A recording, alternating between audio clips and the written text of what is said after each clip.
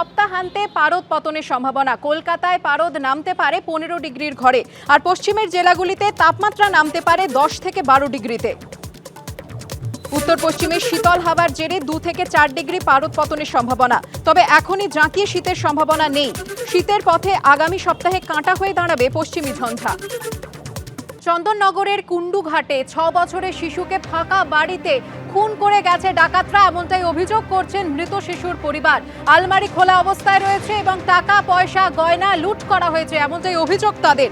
ফাঁকা বাড়িতে কার্টুন দেখছিল ছেলে, ডাকাতি করতে এসে খুন করা হয়েছে, দাবি নিহত শিশুর মায়ের।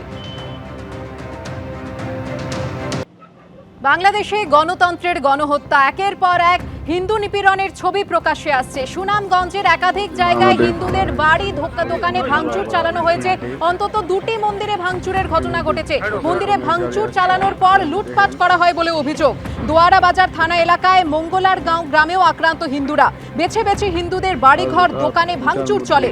পঞ্চগড় জেলার বোদা উপজেলাতেও একাধিক মন্দির ভাঙচুর করা হয়। পুলিশের কাছে অভিযোগ জানিয়েও কোনো লাভ হয়নি বলে অভিযোগ। আমাদের প্রতিনিধি আবির দত্তের কাছে। আবির, কি জানতে পারছো?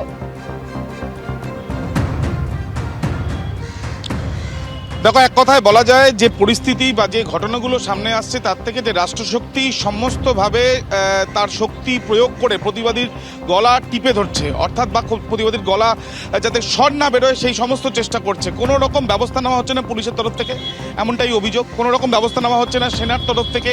সেনা মোতায়েন থাকছে বিভিন্ন জায়গায়, সেনাকে দেখা যাচ্ছে ভাইরাল ছবিতে, কিন্তু ব্যবস্থা বলতে কিছুই নয়। একই রকম ছবি প্রত্যেক দিন দেখা যাচ্ছে, যেমনটা আমরা দেখেছি সুনামগঞ্জের ক্ষেত্রে। আবারও সুনামগঞ্জে বেশ কিছু সংখ্যালঘু হিন্দুদের বাড়িতে হামলা, দোকানে হামলা, মন্দিরে হামলা, দুটি মন্দিরে ভাঙচুর করা হয়েছে। এবার দেখা যাচ্ছে পঞ্চগড় জেলা, সেখানে যে বোদা উপজেলা রয়েছে সেখানে মন্দিরে ভাঙচুর চালানো হয়েছে, মূর্তিতে ভাঙচুর চালানো হয়েছে, এমনকি লুট করা হয়েছে। এবং এই ধরনের ঘটনাগুলো যখন ঘটছে, যারা সেখানে উপস্থিত, যারা আক্রান্ত হচ্ছেন, তারা যখন সেনার কাছে বা পুলিশের দ্বারস্থ হচ্ছেন, পুলিশের তরফ থেকে কোনো রকমই ব্যবস্থা নেওয়া হচ্ছে না। অর্থাৎ এক কথায় বলা যায় যে এক প্রকার কি ইন্ধন দেওয়া হচ্ছে এই ঘটনা যাতে ক্রমাগত বেড়ে চলে, এই প্রশ্ন কিন্তু উঠছে। তার সঙ্গে সঙ্গে তোমায় জানাই যে আমরা দেখেছি এর আগে যারা প্রতিবাদী তাদের ওপরে হামলা, তাদেরকে আইসিইউতে অবধি ভর্তি করতে হচ্ছে, হাসপাতালে তারা ভর্তি হচ্ছে। এবং সেই ক্ষেত্রে দেখা যাচ্ছে যে চট্টগ্রাম বিশ্ববিদ্যালয়ের একজন অধ্যাপক প্রতিবাদ করার জন্য তাকেও বেদরব মারধর করা হয়েছে, তিনিও হাসপাতালে ভর্তি। কখন বন্ধ হবে এই ধরনের আক্রমণ, তার উত্তর বাংলাদেশ সরকার কিন্তু এখনো পর্যন্ত দিতে পারছে না। পাল্টা তারা জানাচ্ছে যে এই ধরনের ঘটনা নিয়ে তাদের কিন্তু অবস্থান স্পষ্ট হচ্ছে না।